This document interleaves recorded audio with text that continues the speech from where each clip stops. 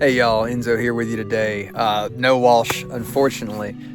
He is actually on an epic trip to Montana. I'm hoping he's shooting some video and bringing us some cool stuff to see when he comes back.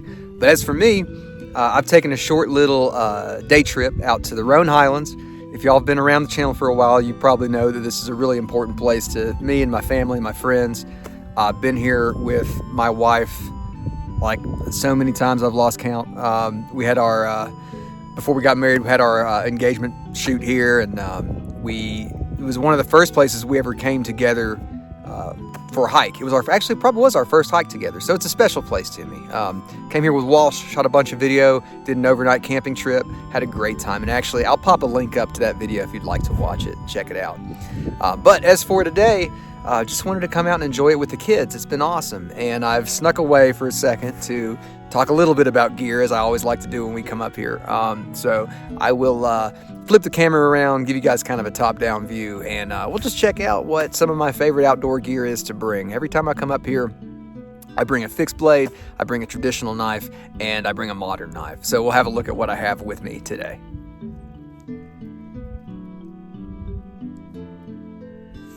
All right, y'all, this is what I got for you today as far as the knives go. First up, got ourselves a beautiful Montana Americana Skinner. Let's see if I can pop this thing out one-handed. Like a dork, I forgot to bring my tripod today, so I'm having to just hold the camera in one hand and talk with the knife in the other. But this is a beautiful Skinner-style fixed blade that was gifted to me by my father. He picked this up in Montana, I think in Kalispell, but don't quote me on that. But very rustic, beautiful handle on this thing. Very well sculpted. It's super ergonomic and just melts into your hand. You've got this very thin blade, so you know this thing is going to slice really nicely. And I love this. I don't know what kind of finish it is. It could be an acid washed finish with some kind of like almost this sponginess that's been applied to it. I really dig it. I thought for a minute that it was gun blue, but I think it's too uneven to be that. I think it is acid that has just been rubbed or hit with a sponge or something, but it's a really cool finish. The only thing I knock this blade for is that it's so thin that when you hold it here with your thumb on that little thumb ramp there, it does hurt the thumb quite a bit. That is definitely a hot spot. Also, if you choke up on it, you can do this and it actually doesn't feel too bad. But if you hit that spike there, you're definitely going to feel it. But it's just an excellent blade with a lot of real estate for alternative grips, and I really like that about it. Also really nice in reverse grip. Like I always say, this is a weird weird way to grip your knife. I don't know why you would need to, but it is still very functional in that regard. I want to say the bolster area, but there's no bolster, but where the blade meets the handle, the transition here is really nice. It's not a smooth transition, but it's great for a pinch grip. That's another thing I really like about it. So yeah, the Montana Americana Skinner. Montana Americana doesn't really have an online presence. You can look up some reviews of their knives, but you can't buy knives, I think, from a website or anything. So if you're in the Kalispell area, keep an eye out for these guys. Beautiful work. Like I said, very rustic. You got to know that going in. I don't know what the blade steel is. It's some kind of carbon steel, but I would assume 1095, but who knows. But yeah, beautiful knife. Great fixed blade for something like this.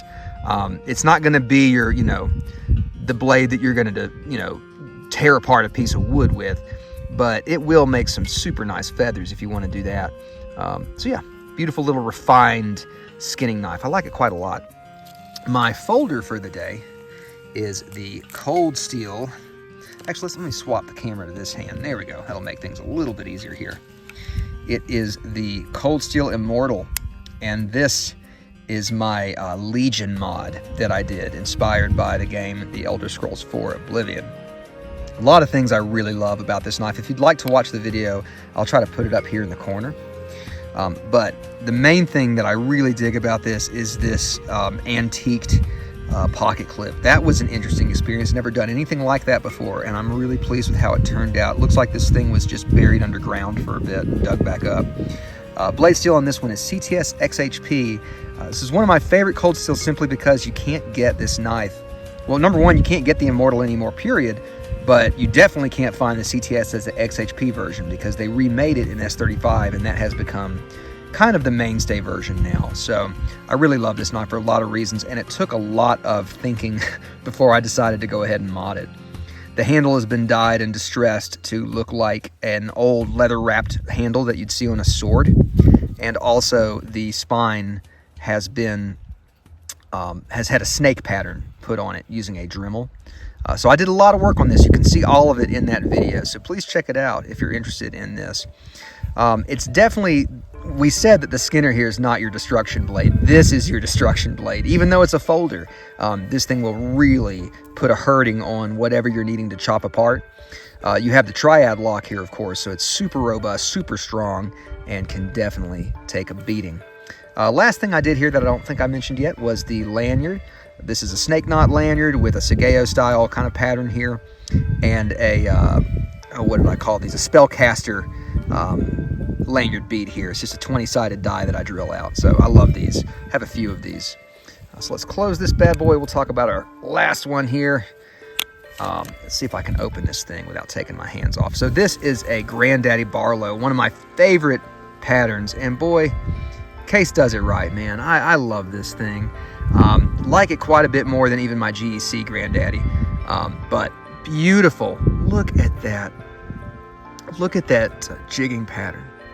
Just beautiful. All those peaks and valleys, and the color is really nice too. It's kind of this green, gray, black. It's just so beautiful. Love it with the hot dog shield as well. It's just a whole lot going on here that I really like. I picked this one up from Tennessee Cutlery a couple years back. They sold it to me for I think $110. Had it on the wall there for a minute, and I was blown away that nobody had gotten it. And my good friend Johnny, who used to work there, he set it aside for me, and I came in one day and he was like, "Hey man, it's hidden here for you." So he was a great guy. I don't know where he's working these days, but I wish him all the best. Let's fold this thing open here and have a closer look at it. There's going to be fingerprints, guys, so I apologize. As you can see, mirror finish here, the typical case mirror finish you would expect. And this mark up on the bolster, that's not anything on there. I'll try to get it off real quick right now. Well, yeah, it's on there. I'll have to have a look and see what that is. Could probably polish that out without any issues. I don't know what that mark is. That's interesting. But blade steel, of course, this case is True Sharp, which I believe is basically 420 HC. But yeah, just your typical case slip joint. This is a good one. There's very little blade wobble. Now I will say the walk and talk is light, but it sounds nice. It's got a good talk to it. I'll try to do this so you guys can hear it.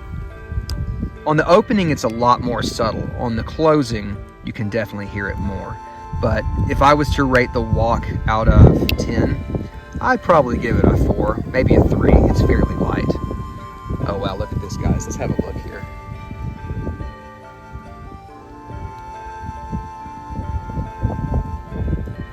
Got a cloud of mist just coming right over the top of me here. I can feel the droplets. That's really cool. I love it up here, y'all. And if you ever have a chance to come up here, this trail system it's the Appalachian Trail, but this section is right on the North Carolina and Tennessee state line, and it's a truly special, beautiful place. 3 balds in a row, and right now you can see the second bald there in the clouds, and the third bald that we cannot see right now is completely obscured by the clouds. But as you progress through the trail, the balds get higher and higher. And obviously as you go further, you see less and less people. And by the time you get to the third bald, there's nobody over there. It's truly a beautiful, special place. So today, got the kids with us, so we'll probably hit the second bald, and I imagine we'll probably turn around at that point. But soon I'll have to come back with Walsh and do another full run through of this hike. All right, y'all. Well, thanks for hanging out with me today. I appreciate it as always. Really love having y'all here for these videos. If you have any questions about any of the gear that we showed off today, let me know. I'd be happy to answer it for you. I can also point you to some videos if you check down in the description. Excuse me, if you check down in the description, there will be some links down there for other videos that are related to this stuff. But yeah, thanks so much, guys. It's been a pleasure out here. Always a pleasure to be here. Actually, I'll flip the camera real quick. We'll have a look at that third bald. So you can see the base of it there, but the top of it is still completely covered in cloud. So I'd love to get there today, but I just don't think it's likely to happen.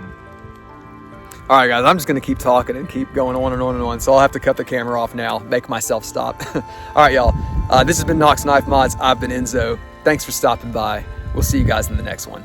Peace.